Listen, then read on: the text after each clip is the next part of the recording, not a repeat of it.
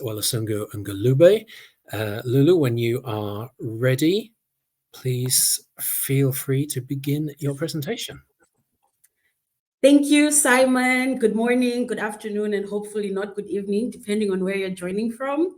It's been a long morning, so I want to start us off with a quick question, taking you back all the way to your high school days. So throw back there. I'm going to start sharing a very embarrassing photo of myself. That is me seated at the back, and the two in front are my best friends. And this was my first year in high school. So the question to you is, when you were in high school, how did you learn about careers? Grateful if you can feel the poll currently showing in front of your screens. And this question is very important because access to career guidance determines the future decisions young people make about their career options. And thank you so much to everybody that is filling this poll. Great to see all the different viewpoints. If you're saying internet, I cannot relate because when I graduated, I did not have any internet. And I also remember being somewhat a bit depressed because I didn't know what to choose. So I played a little game.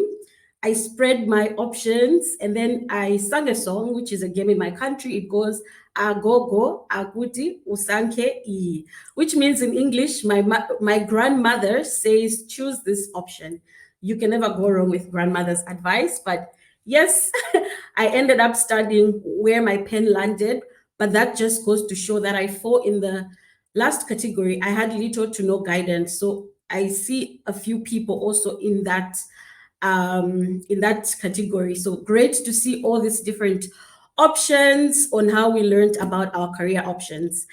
So I want to take it a bit further, and this is just a quick thought, no need to answer this question, but which device do you think is the most accessible for high school students in sub-Saharan Africa?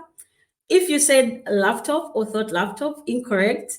The answer is actually the mobile phone. Mobile phones are growing in accessibility in sub-Saharan Africa, so much so that the GSMA, the Global Systems for Mobile Association, projects that by 2030, 88% of sub-Saharan Africans will have access to a smartphone. Now, this takes me further to the core of this discussion, really is the career guidance gap.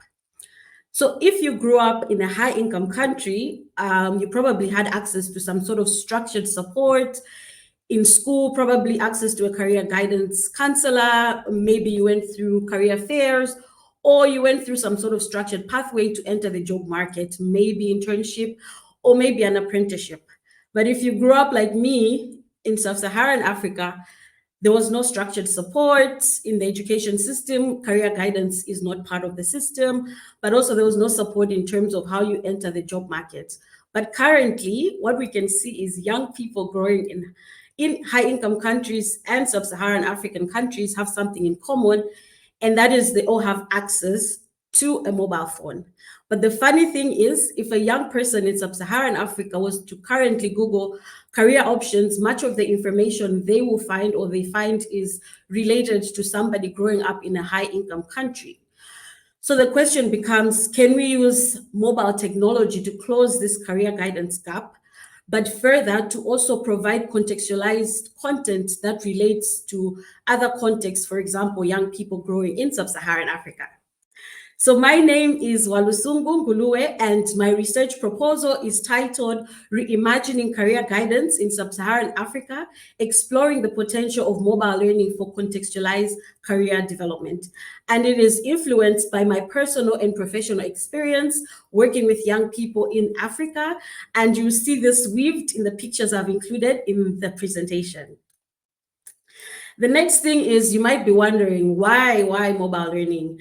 And I'll start by saying, first of all, accessibility. Mobile learning allows learning beyond the classroom. Even now, I don't know where you're taking this call from, but I'm sure whether you're in a cafe, whether you're in the park, whether you're just in your house, you probably have your phone just next to you. That is the value of the mobile phone. And the second is that there's also been a proven impact in other sectors, for example, language learning. Currently, I'm trying to learn Italian, and all I had to do was download Duolingo, and I learn on the go. So that speaks to the value of mobile learning. But there's been a gap in that there's not much studies that have been done to how mobile learning can support career guidance and counseling. And that is what my research proposal is focusing on. So what is the existing research talking about when it comes to this field? Is there's a lot of researchers that have highlighted the importance of career guidance. Number one, to support students' educational choices, to support them transitioning into higher education, but also for them to enter into the labor market. But there's also some clear limitations in that there's not many studies that have done that have focused on how mobile learning can be designed to support career guidance, specifically in sub-Saharan Africa. And so there's an opportunity and a gap which my research proposal is trying to look into, is that how can we leverage technology and local educational context to provide career guidance and counseling. And beyond this is also to look at how we can not just analyze this content, but create models that can be replicated to support young people. I'll take it a step further in that my research is guided by three questions, or it seeks to answer three questions. And the first is, what is the current landscape of mobile learning initiatives in sub-Saharan Africa? And then I'm looking also at what are the challenges and opportunities that are affecting adoptions of these initiatives, if they do exist. And also, what are the design principles that can guide the development of a contextualized career guidance model for sub-Saharan Africa? So in the end, my goal is not just to analyze this content, but to develop a model that can be tested, but also replicated in the form of, mobile apps or mobile platforms to provide career guidance counseling to sub-Saharan Africans. And in terms of methodology and design, I'm taking a regional approach. Sub-Saharan Africa is divided in 4 regions. We have West Africa, we have Central Africa, we have Southern Africa, and we have Eastern Africa. I am from Malawi, so I fall in Southern Africa. And the reason why is so that I can get a representative understanding of the different contexts, considering how different one region is from another, but also within the regions, how one country is different from the other. And then in terms of my design, I'm going to combine review of existing materials. I'm also going to undergo stakeholder engagements, so engaging relevant stakeholders through focus group discussions in all these 4 regions, including high school students, teachers, relevant government stakeholders, but also NGOs, tech hubs working with young people or designing interventions in the education space that relate to career guidance and counseling. And so you might also be wondering, what is the relevance of your research? So first of all, I feel like this research or the results from this research proposal will be relevant for policy makers, for instance, government bodies in sub-Saharan Africa, those that influence educational policies, but also the continental body, the African Union, that I've actually worked for, and also implementers working in the youth space, for example, NGOs, but also tech hubs that are implementing youth-related programs. At the core of it, the relevance is for the high school students in sub-Saharan Africa, and personally, I would love to submit this proposal for a PhD study. So, in conclusion, there is a clear career guidance gap that we've all seen through this presentation in sub-Saharan Africa, but there is also an invaluable and scalable tool that is always in your hands and in the hands of many young people in sub-Saharan Africa, the mobile phone. And so my research proposal is asking a simple question: can we leverage mobile learning to support career guidance and counseling for high school students in sub-Saharan Africa? Thank you very much. I welcome your questions, and back to you, Simon. Thank you, Lulu. Absolutely brilliant. Really clear presentation and beautiful pictures, really vibrant use of images there. Thank you. Can we have a round of applause, please? Thank you very much. Quite a few comments and questions went through. The first one is about, you mentioned accessibility to mobiles as being one of the driving factors behind your project, but what barriers might there be to using a mobile platform in this way? Thank you so much for the question. And so when you look at the context of sub-Saharan Africa, it's very unique that as much as there is high accessibility, there's also issues of internet or data costs that could be a challenge. There could also be issues of digital literacy gaps there, gender disparities as well in terms of owning a mobile phone, considering many contexts are patriarchal and men always have the phones, and also there could also be restrictions in terms of school policies. So those are some of the barriers, but my research actually does not assume equal access, but rather it's seeking to design with these constraints. And so despite everything here, I still feel like we still need to be developing content for sub-Saharan African young people. Thank you, and over. Thank you.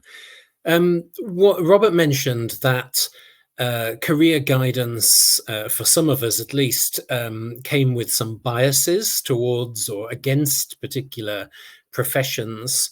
How would you build your guidance to make sure it's as objective as possible, sort of using the advantage of delivering it via a mobile app?